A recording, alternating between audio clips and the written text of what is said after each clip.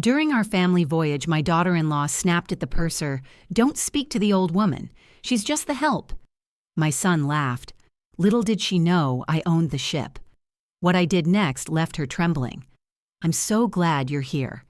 If you're watching this video, please like and subscribe to my channel and tell me in the comments where you're listening to my story of from. I want to know how far it's traveled, because this story is going to leave you speechless. I had been looking forward to this trip for months. At 72, chances to spend real time with my son, Andrew, and his family were rare. When he suggested a week-long luxury cruise through warm waters, my heart swelled with hope. Maybe I could finally get close to Valeria, my daughter-in-law, who had kept her distance for the 5 years they'd been married. The 4-hour drive to the port of Seabright was filled with Andrew and Valeria talking about spa rituals, tea services, and formal dinners, as if I weren't even there. Every time I tried to join in asking about the kids or suggesting something we could all do together, Valeria gave me a clipped answer and Andrew ignored me completely. I should have seen the red flags, but I wanted so badly to mend our bond that I didn't care. The Ashford Majesty flagship of my fleet was one of my greatest achievements, though my family had no idea. After my husband passed, when Andrew was 12, I built my hospitality business from the ground up. I started with one small bed and breakfast working 18-hour days, scrubbing floors and managing bookings. Little by little, I grew it into 17 properties and 2 cruise liners. I always kept business separate from family, wanting Andrew to love me for who I was not for my money. Boarding at the glass atrium, a familiar pride swelled in my chest as I saw the polished railings and the uniformed stewards greeting guests. It had taken me 3 years to acquire the Majesty and another 2 to renovate her to perfection. Every detail, from the marble promenade to the crystal chandeliers, was my personal choice. Andrew handed the porter our luggage while Valeria adjusted her designer sunglasses, her blonde hair perfectly styled. She was undeniably beautiful, the kind of beauty that comes from expensive salons and personal trainers. At 35, 20 years younger than Andrew, she made sure no one forgot it. "Remember," she told him as we approached the concierge desk, "I want the Royal Pinnacle suite. I don't care what they say about availability. Make it happen." Andrew nodded without hesitation. It still surprised and pained me how much he deferred to her. The confident boy I had raised was now a man who couldn't act without his wife's approval. We entered the grand lobby and I couldn't help but smile at the familiar buzz. Clara Bennett, the guest services manager, looked up and her eyes widened when she saw me, but I gave a slight shake of my head. I wasn't ready for them to know who I really was. "Good afternoon," Clara said, warmly but professionally. "Welcome aboard the Ashford Majesty.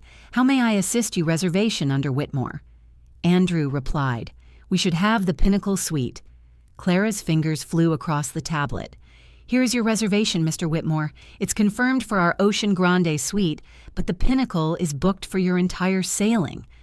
I watched Valeria's face harden, her jaw tightening, and her eyes glinting with irritation beneath her flawless makeup. "That's unacceptable," she snapped. "Do you know who we are? I specifically requested the Pinnacle when we booked." Clara remained calm, though her shoulders tensed slightly. "I apologize for any misunderstanding, Mrs. Whitmore. The Ocean Grande is lovely and it has a private veranda." "I don't want to hear about some second-rate room," Valeria interrupted, raising her voice enough to make other passengers turn and stare. "I want the Pinnacle, and I want it now." I took a step forward, hoping to de-escalate. "Valeria, maybe we could." But before I could finish, she spun on me, her face contorted with fury. "Don't you dare speak," she shouted, her voice echoing up the atrium. "Clara, or whatever your name is, ignore whatever this old woman says. She's not important. She's just the help we brought." Conversations around us stopped. My cheeks burned as humiliation washed over me. But she wasn't done. "Don't talk to the old woman," she shrieked, pointing at me as if I were refuse. "She's just the servant, the nanny. Don't waste your time." I stood frozen. My mouth was dry and my heart pounded so hard I thought it might break through my ribs. In my 72 years, no one had ever spoken to me with such venom, and never in front of strangers. But what came next cut deeper. Andrew threw his head back and laughed. Not an awkward laugh to ease tension, but one of genuine amusement, as if watching his wife tear me down in public was the funniest thing he'd ever seen. "Oh my goodness, Valeria," he said, wiping a tear. "You're terrible. But you're not wrong. Mom just let us handle this, okay? Go sit down somewhere." The betrayal hit me like a physical blow. This was my son, the boy I raised alone, for whom I worked myself to the bone, who now laughed at my humiliation. Clara's face had gone pale, a mix of surprise and sympathy. All around the lobby I heard whispers and saw people pointing. Some held up their phones, no doubt recording every second. Ma'am Clara said softly, kind but professional, "Perhaps you'd like to wait in our lounge while we resolve your room." Before I could answer, Valeria let out a loud theatrical sigh. "Yes. Take the old woman somewhere she won't embarrass us, and make sure someone keeps an eye on her. She tends to get lost." Andrew laughed again. Passengers watched, and I felt my heart splinter. I wanted to disappear, to flee this beautiful lobby, my cruel daughter-in-law, my mocking son, and never return. But something inside me, one last ember from the fire that built this enterprise, held firm. I met Clara's gaze. Her eyes held a silent anguish. She knew exactly who I was. With a single word, I could have Valeria escorted away so fast her designer heels wouldn't touch the deck. But I stayed quiet. I picked up my small case and walked to the lifts, my back straight, despite the shame behind me. Behind me, Valeria was still barking about the suite, her voice thick with the entitlement of someone who had never worked a day in her life. When the lift doors closed, I caught Clara's eye one last time. She gave a small nod. She understood she was sorry, and she was waiting for my signal. I had built this enterprise from nothing, employing over 300 people across my properties and ships. I was respected, sought out by owners known for fairness and integrity. But in that lobby, I was just a pathetic old woman being shouted at while my son laughed. As the lift rose, each passing deck number stirred something in me. The pain was sharp and deep, but beside it grew another feeling determination. The words still echoed in my ears, sharp as broken glass. "Don't talk to the old woman. She's just the help." My daughter-in-law Valeria had snapped them at the ship's purser as if she were swatting away a fly. My son Andrew laughed. Not a nervous laugh, not a laugh to soften the sting. He laughed like it was the funniest thing he had ever heard. Little did they know I was the one who owned the ship we stood on. For 72 years I had lived with dignity, building a life out of ashes, creating an empire from nothing. But in that single moment, standing under the glittering chandeliers of the Ashford Majesty's grand lobby, I felt every ounce of that dignity stripped away. My chest was tight, my throat dry, my cheeks hot with shame. It wasn't just humiliation, it was suffocation. I wasn't Eleanor Whitmore, respected founder of a hospitality empire. I wasn't the mother who had sacrificed everything after my husband's death. I was just the old woman erased in front of strangers, trampled beneath the heels of a younger woman who had never worked a day in her life.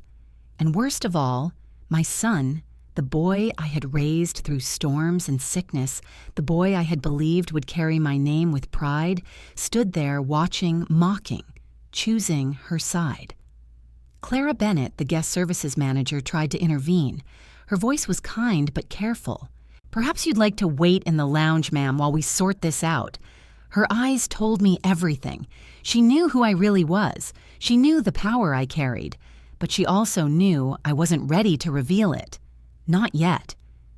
I gave her the smallest nod, picked up my suitcase, and walked to the elevators.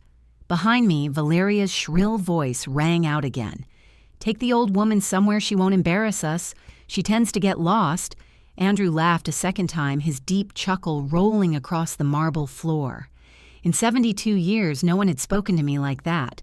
Not competitors, not enemies. And yet here I was being destroyed in public by my own family. The elevator doors slid shut. For a heartbeat, I thought the worst was over. But it wasn't. It was only beginning.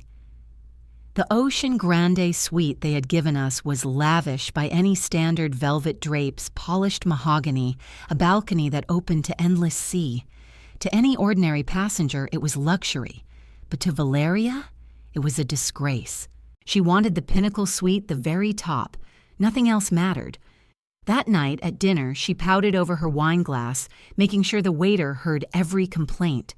The eggs were overcooked this morning. The linen was folded wrong. This ship is supposed to be luxury. Andrew nodded, murmuring agreement, not once defending the staff. Chloe and Ethan sat silent at the table, eyes glued to their tablets, as if their world had no room for a grandmother who longed for their affection. I reached out, brushing a strand of Chloe's hair from her cheek. Valeria's hand shot out, stopping me cold. "Don't touch her hair. It was styled yesterday. I don't want it ruined." My heart dropped. I pulled back my fingers, trembling as though I had touched fire. I wasn't just humiliated, I was erased, stripped of my place in their lives. And Andrew, my son, said nothing. That night, unable to sleep, I wandered onto the deck. The sea stretched black and endless, the stars scattered like diamonds. It should have been calming.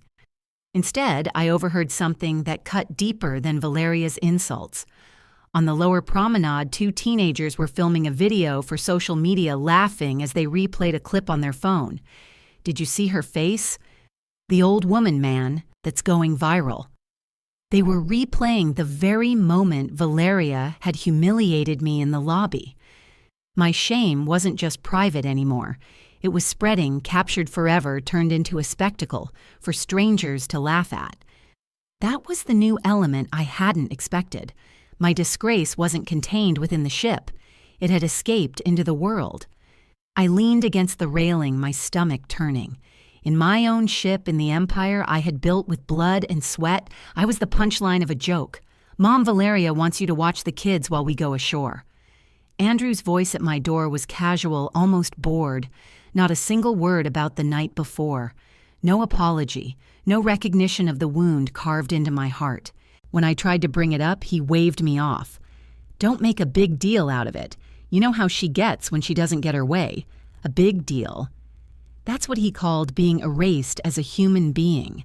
Being told I was nothing in front of strangers. Being laughed at by my own son, I swallowed the ash in my throat and nodded. "I'll watch the kids." The relief on his face was instant, and it broke me even more. He wasn't looking for understanding. He was looking for convenience.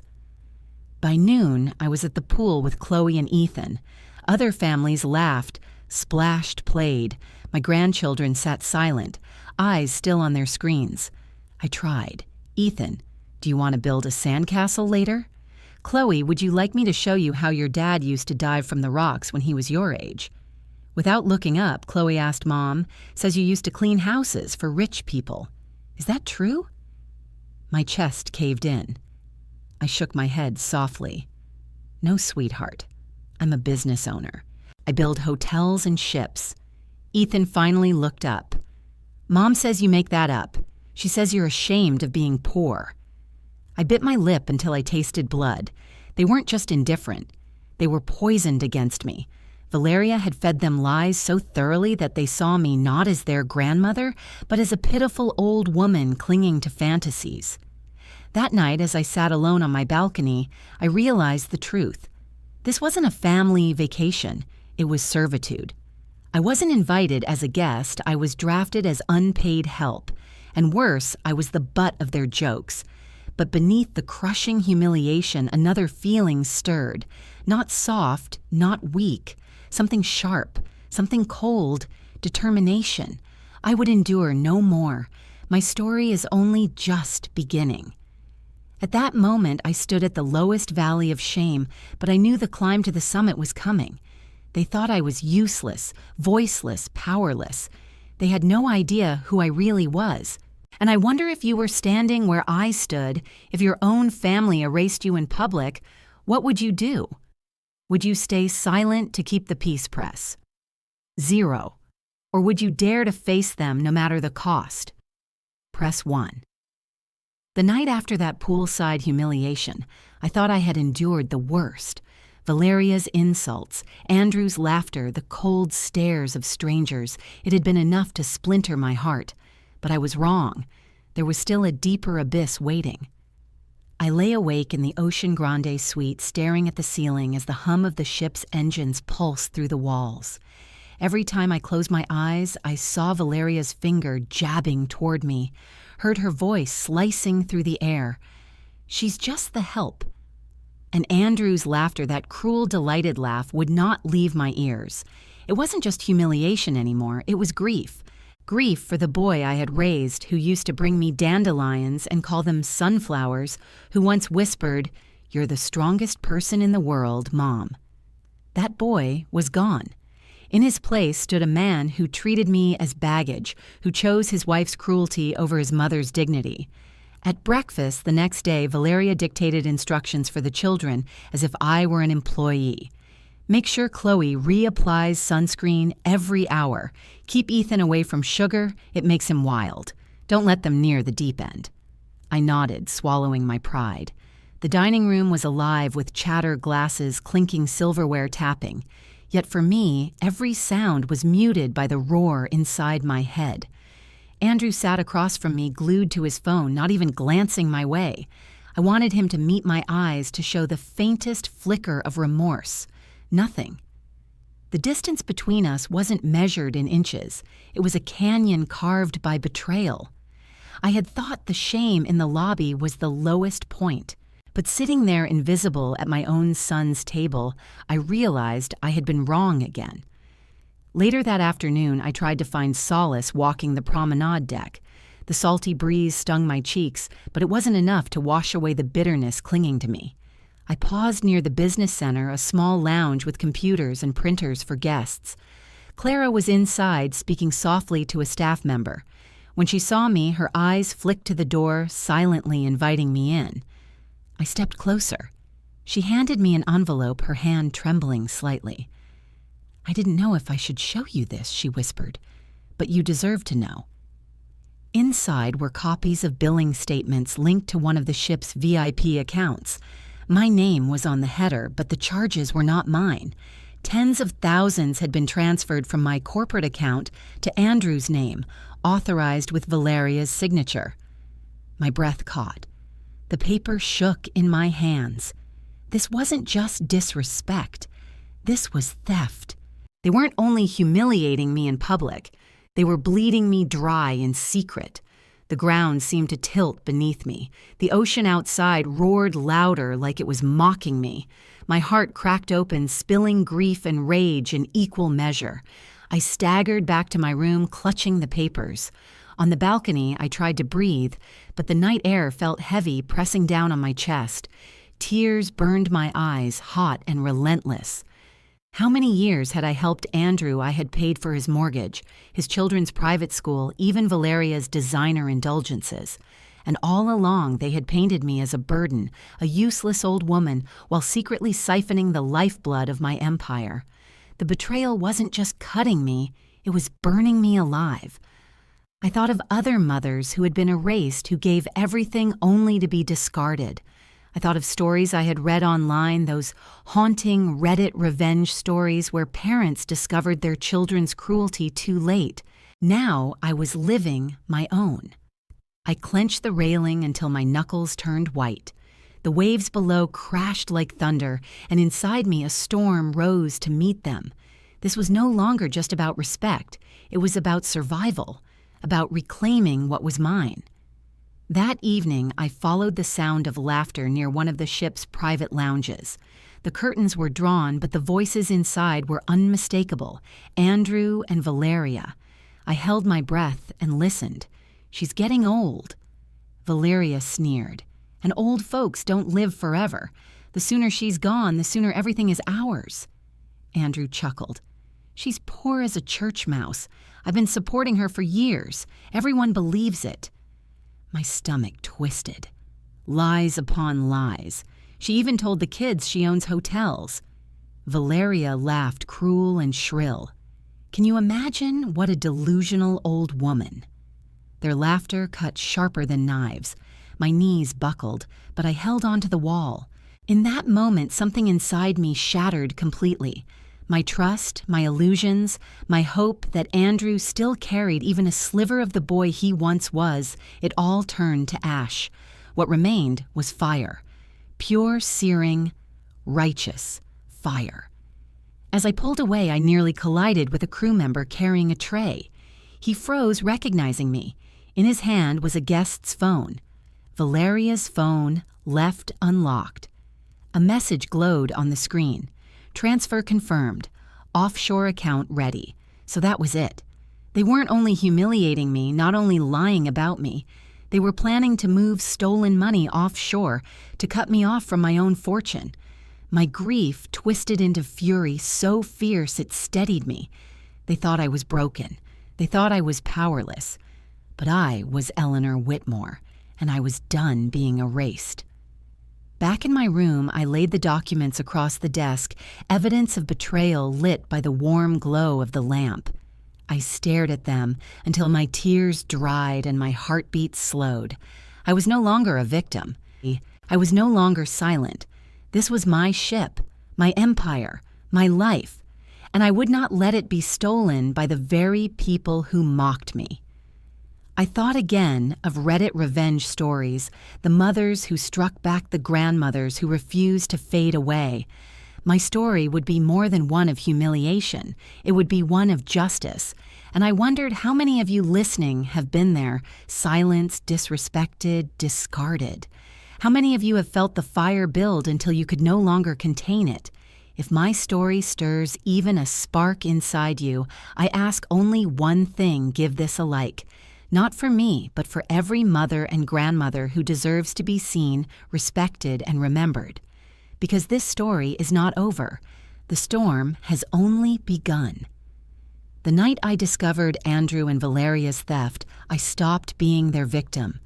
The papers on my desk, the proof of siphoned accounts, the offshore transfer ready to erase my legacy were more than betrayal. They were a declaration of war, and I was ready to fight. For 72 years, I had been underestimated, dismissed, silenced. I had built my empire while men told me I couldn't. I had raised a son while the world said I was too weak. And now, the very family I had sacrificed everything for wanted to erase me. No more. That evening, as the ship sailed under a silver moon, I looked out at the endless waves and felt something shift inside me. The pain was still there, sharp and cutting, but it was no longer the only thing. Rising with it was resolve, a steel spine I had forged long ago when life gave me no choice. I wasn't broken. I was awake. The next morning, I asked Clara Bennett to meet me in a quiet lounge near the ship's library. She closed the door softly, her face pale with worry. "You've seen the transfers?" she asked.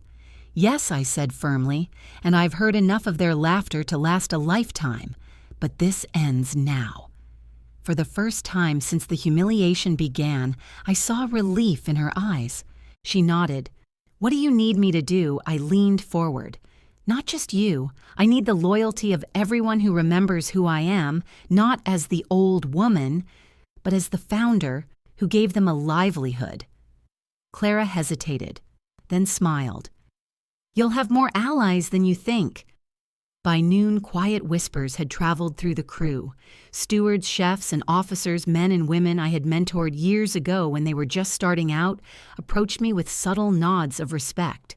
One even slipped a folded note into my hand. "We stand with you."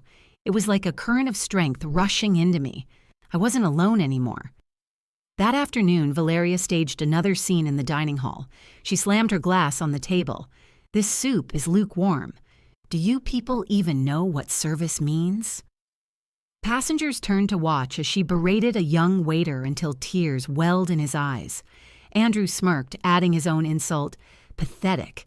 Can't even carry a tray without shaking." The old Eleanor would have stayed silent, swallowing the humiliation. But the woman who stood up that day was someone else, someone forged in fire. I rose from my chair, my voice calm but sharp enough to slice through the noise. Enough! Valeria spun eyes wide. Excuse me. I looked at the waiter, my voice steady. You've done nothing wrong, son. Your service is excellent. Don't let their cruelty define you. The dining hall hushed. Whispers rippled through the tables. For the first time, Andrew and Valeria looked unsure. They weren't used to me speaking, let alone defying them in public. I didn't stop there. I turned to the room.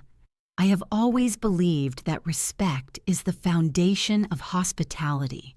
Without it, even the finest ship is worthless. Today, I will remind everyone what respect looks like. Applause broke out, hesitant at first, then stronger. Valeria's cheeks flushed scarlet. Andrew looked as if the floor had tilted beneath him. It was only the beginning. That evening, Clara brought me a guest manifest. Hidden among the names was someone I hadn't expected, an old rival-turned-business partner, a man named Charles Godfrey. Years ago, we had battled over hotel acquisitions until we finally struck a truce. He respected me even if he never admitted it, and now fate had placed him on this ship. I arranged a quiet meeting. Charles raised an eyebrow when he saw me. I thought you were just another passenger. Rumor says otherwise. I laid the documents before him, the transfers, the theft, the lies. His expression hardened. You want justice? He asked. I want the truth revealed, I said. And I want my so-called family to face the consequences of what they've done. He leaned back, studying me. Then he smiled. You always did have fire, Eleanor. I'll help you. That unexpected ally was the new weapon in my arsenal. With him, I could ensure that when I exposed Andrew and Valeria, their humiliation would not just sting, it would scorch. That night, alone in my suite, I thought about everything I had endured. Valeria's shrill insults, Andrew's cold betrayal, the poisoned words fed to my grandchildren. Each memory was a coal tossed into the furnace of my anger, heating it until it blazed. I thought of those online Reddit family tales where parents found the strength to reclaim their lives after betrayal, stories of dignity, of revenge, of survival. They had once felt distant to me, just words on a screen. Now I was living one, and I promised myself mine would not end in silence. The next day, as Valeria strutted through the ship's boutique, barking at clerks, and Andrew lounged in the casino, I began to prepare. I worked with Clara to arrange a special evening reception in the grand ballroom, supposedly in honor of the ship's investors. Invitations went out quietly but deliberately to passengers, to officers, to crew. What Andrew and Valeria didn't know was that the evening would not celebrate them. It would expose them. I stood before the mirror in my cabin, staring into my own eyes. For the first time in days, I saw not humiliation, not grief, but power. My silver hair framed a face lined with age, yes, but also lined with strength. I whispered to myself, "You will not erase me. You will not own me. I am Eleanor Whitmore, and this is my reckoning." The storm was no longer inside me. It was about to break over them. But before I take you into that ballroom, into the fire of truth, I want to ask you something. Does this voice, the voice of a woman reclaiming her power, hold you the way it holds me? If not, press Zoe. If it does, if it pulls you closer, press 1.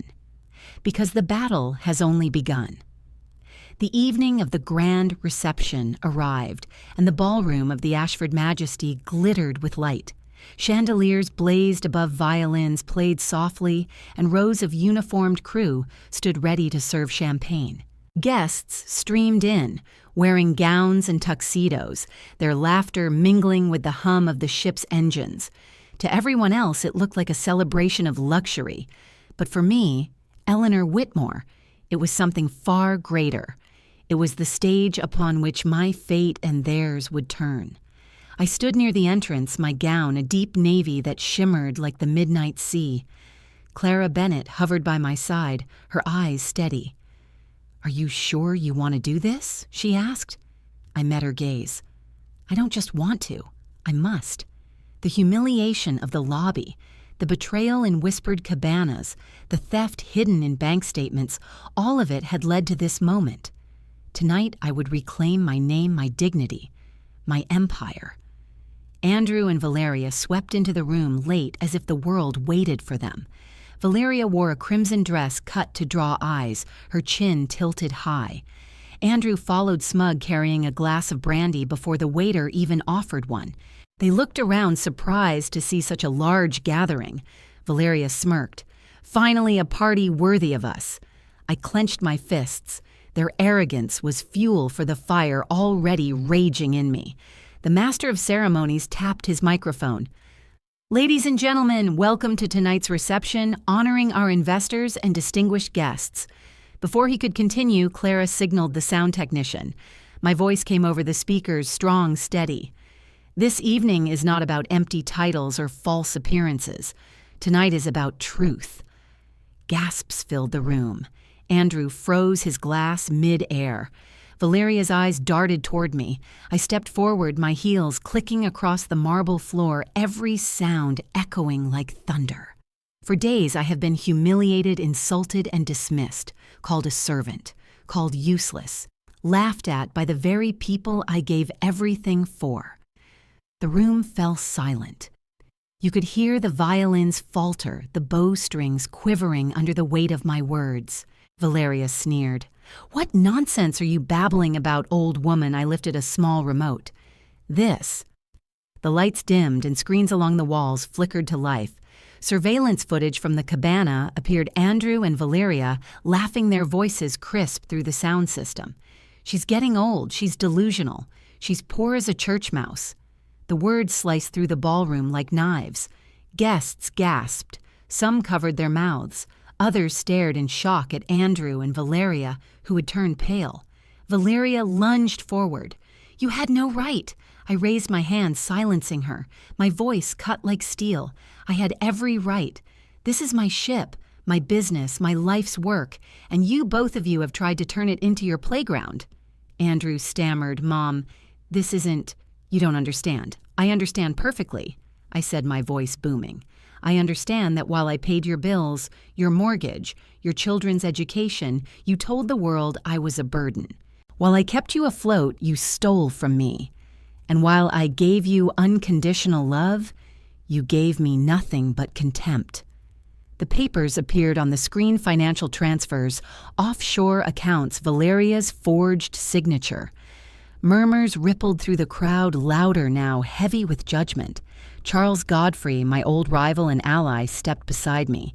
His deep voice carried across the hall. Everything she says is true. I've reviewed the records myself. Eleanor Whitmore is not a victim here. She is the owner, the founder, the reason this ship even exists. The applause began tentative at first, then swelling like a wave. Valeria's face twisted. You can't do this. We're your family. I stared at her, every ounce of hurt hardened into iron. Family protects. Family respects. You are neither. Suddenly, Clara handed me a tablet linked to the ship's announcement system. At the press of a button, my voice and the damning footage streamed not just in the ballroom, but across the entire vessel, into cabins, lounges, even the casino. Every passenger, every crew member, every stranger who had once stared at me with pity now saw the truth. I had not only confronted them, I had stripped their lies bare before the world. Andrew's glass slipped from his hand, shattering on the floor. Mom, please, we can fix this. I shook my head slowly. You broke something that cannot be fixed. Valeria's voice shrieked, desperate. This is slander, lies.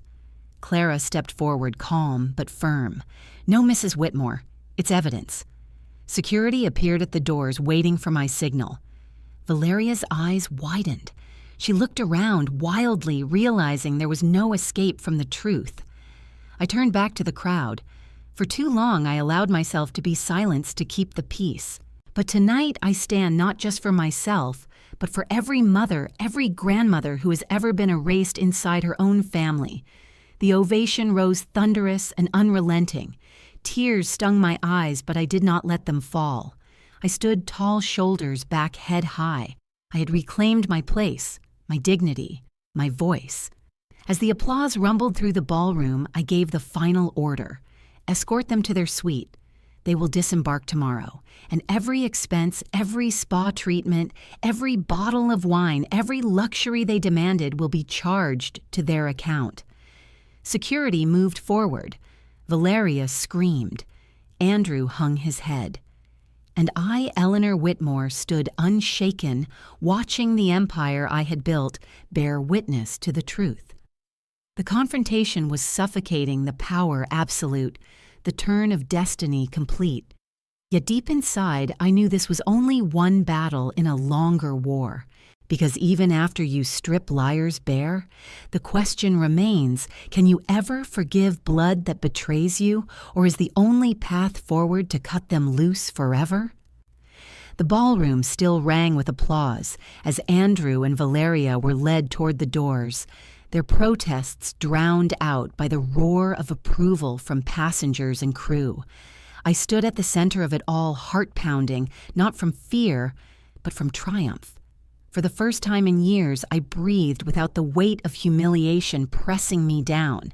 It was not joy exactly. It was release like a storm breaking after days of suffocating heat. A storm that left destruction behind, yes, but also clear skies.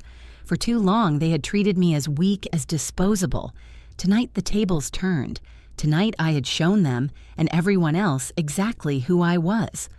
As security escorted Andrew and Valeria out, the guests slowly returned to their seats, murmuring in disbelief. Glasses clinked, music resumed softly, but the air was different, respectful, heavy with the knowledge that they had witnessed something rare, a woman reclaiming her dignity in full view of the world. Clara approached, her eyes shining. "You did it," she whispered. I shook my head. No, this was only the beginning. The fire inside me had not cooled. It blazed brighter. Victory was not enough. There had to be justice, cold and unmistakable. The next morning, the ship's atrium was filled again. Passengers leaned over balconies. Crew stood in rows waiting. Andrew and Valeria were brought forward not as honored guests, but as disgraced offenders. Their once perfect image had crumbled. Valeria's makeup was smeared from a sleepless night. Andrew's shoulders slumped as if the weight of the truth had finally crushed him. I faced them, my voice amplified through the microphone. For years I provided for you. For years I gave without asking in return. And in exchange you gave me contempt, lies, and theft. Today that ends. Andrew opened his mouth, but I raised a hand. No more words, only consequences. I pulled a leather folder from Clara's hands. Inside was a document they had never seen but would never forget. This is my will signed and notarized months ago, naming new beneficiaries for my estate. Andrew Whitmore and Valeria Moretti, you are no longer heirs to my fortune. Gasps echoed through the atrium. Andrew's face drained of color. Mom, you can't, I can, and I did. My voice cut like ice. You wanted everything, you will receive nothing. Valeria staggered, gripping Andrew's arm. She's bluffing, she hissed. She can't do this in public. But Clara stepped forward, holding up the notarized seal. It is official, witnessed, legal. What Mrs. Whitmore says stands. The crowd murmured louder, now passengers recording every moment. This wasn't just gossip anymore. This was history, irrevocable, undeniable. I had not only humiliated them, I had disinherited them, severing the golden chain they thought would bind me forever. Then came the hardest part. Chloe and Ethan had been brought forward, confused, clutching their tablets. They looked at me with wide eyes, still poisoned by Valeria's lies. Grandma Chloe whispered, "Mom said you make up stories." I bent down, looking into her eyes. "Sweetheart, your mother lied because she wanted to take what wasn't hers. But everything you see here, the ship, the hotels, the life you've enjoyed, was built by me. With my own hands. For you." For a moment, doubt flickered in their eyes. Then Clara spoke gently. "Children, everything your grandmother says is true. She is the owner. She is the reason we're here." The tablets fell from their hands. Ethan's lip trembled. For the first time, they looked at me not as a pitiful old woman, but as someone real, someone strong. Valeria lunged forward. "Don't listen to her. She's trying to turn you against me." But Andrew didn't move to stop me this time. He stood frozen, hollow-eyed, watching the empire he thought was his slip away, like sand through his fingers. I straightened my voice, carrying through the atrium. "As of this moment, you are no longer my responsibility. You will leave this ship today. You will pay your own debts. You will live with the consequences of your choices." Security stepped closer. Valeria shrieked, clawing at Andrew's arm. "Do something," but Andrew only whispered, broken, "It's over." I gave the final nod. Security led them away, their cries fading down the corridor. Passengers clapped, not cruelly but firmly, as if acknowledging justice had been served. When the noise quieted, I stood alone at the center of the atrium. My chest heaved, not from weakness but from release. This was not revenge for its own sake. It was justice. Cold, clean, absolute. The storm that had raged inside me had broken at last, washing away the years of silence, the years of compromise. What remained was calm. I looked at Clara, at Charles Godfrey, who stood in the crowd, at the passengers, who now regarded me with respect instead of pity. For the first time in a long time, I felt seen, whole. That evening, as the sun dipped into the horizon, painting the ocean gold, I sat on my balcony and let the breeze wash over me. I had lost a son, yes, but I had gained something greater, the truth of who I was, visible to all, undeniable even to myself. Overwhelming victory, a storm-like release, cold but fair retribution. Sometimes justice doesn't come with joy. Sometimes it comes with silence, with a heart steady and unflinching. That night, I slept without dreams, knowing the battle was over, at least for now. But one question remained echoing in my heart. When family betrays you, is cutting them off punishment or mercy? When the ship docked at port the next morning, Andrew and Valeria were gone. Escorted down the gangway under the eyes of crew and passengers, they carried nothing but their luggage and their shame. The world they had taken for granted, the world I had built with my own 2 hands, was closed to them now. And I was finally free. For the first time in years, perhaps decades, I felt peace. Not the fragile peace of silence, not the brittle peace of compromise, but a deep, sacred serenity, the kind that fills the soul when storms have passed and the air is washed clean. I stood on the balcony of my suite, watching the sun lift over the horizon. Its golden light spilled across the sea like a promise, a new day untouched by betrayal, untouched by lies. The noise inside me was gone. The whispers of humiliation, the sharp pangs of betrayal, the desperate questions of why they had all been silenced. In their place was a quiet strength, a calm as steady as the tide. I had faced the storm. I had endured the humiliation. And I had chosen not to break, but to rise. That choice, more than anything, gave me peace. Life does not promise us loyalty, not even from blood. But it does give us the power to decide how we respond, and I had chosen dignity over despair. In the days that followed, I walked the decks of the Ashford Majesty, not as a hidden figure, but as the woman I truly was. Crew members bowed their heads with respect. Passengers approached with quiet words of admiration. Strangers who had once pitied me now looked at me with reverence. Even Chloe and Ethan, my grandchildren, began to drift closer. Without their mother's poisonous words, they had room to see me clearly.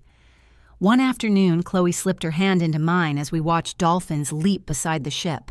"Grandma," she whispered, "did you really build all this?" I smiled, tears pricking my eyes. "Yes, sweetheart, I really did. Ethan nodded slowly as if weighing a truth too heavy for his young shoulders. Then Mom was wrong. Children learn quickly when lies are lifted. And in their eyes I saw hope, hope that perhaps in time they would know me not as the woman their mother mocked, but as the grandmother who had always loved them. Standing there with the sea wind in my hair, I realized something profound. Rebirth is not about erasing the scars of betrayal. It is about wearing them as proof that we endured, that we overcame, that we refused to be silenced. My life was not over because my family betrayed me. In truth, a new life had begun, one not chained to their approval, one not bound by their cruelty. And that is the lesson I want to leave with you. To every mother, every grandmother, every man or woman who has been erased inside their own family, your worth is not defined by their blindness. Your voice is not diminished by their silence. Your dignity is not destroyed by their cruelty. You hold the power to rise, to choose yourself, to reclaim the life that is yours. On the final night of the voyage, the crew held a farewell dinner. The ballroom sparkled once more, but this time I did not enter as a silent shadow. I entered as Eleanor Whitmore, founder, owner, survivor, and victor. As the violins played, I looked around the room. Faces smiled at me, not out of pity, but out of respect. Glasses lifted in toasts, not to Andrew or Valeria, but to me. I felt a radiant hope rising in me, a light brighter than the chandeliers overhead. For so long I had believed that being alone meant being lonely. But I was wrong. Sometimes being alone is the path to freedom. Sometimes it is the very place where rebirth begins. Hope does not always come with family. Sometimes it comes with strangers who recognize your strength, with allies who stand quietly beside you, with children who rediscover the truth for themselves. Hope is always there, waiting beyond the storm. So now as I look back on everything, on the humiliation, the betrayal, the confrontation, and the victory, I see not just pain but purpose. My story is not unique. Too many mothers and grandmothers carry the same scars. Too many stay silent for the sake of peace. But I say this peace without dignity is not peace. Silence without respect is not love. Choose yourself. Stand tall. Reclaim your worth. Because when you do, you will find the same sacred serenity, the same radiant rebirth, the same hopeful light that carried me from darkness into dawn. And to you, listening to my story, thank you. Thank you for staying with me through the pain, through the storm, through the triumph. Your time, your attention, your presence, they mean more than you know. If my story touched something in you, I invite you to be part of this journey with me. Subscribe to hear more stories that remind us of dignity, courage, and hope. Leave a comment below. Tell me your thoughts or simply where you're listening from. Every word helps build a community of voices refusing to be silenced. Auntie May 365 Voice, and I'll see you in the next video. Each one is a candle lit against the darkness, a reminder that we are never truly alone. Because as long as we rise, as long as we share, as long as we refuse to be erased, there will always be light after the storm.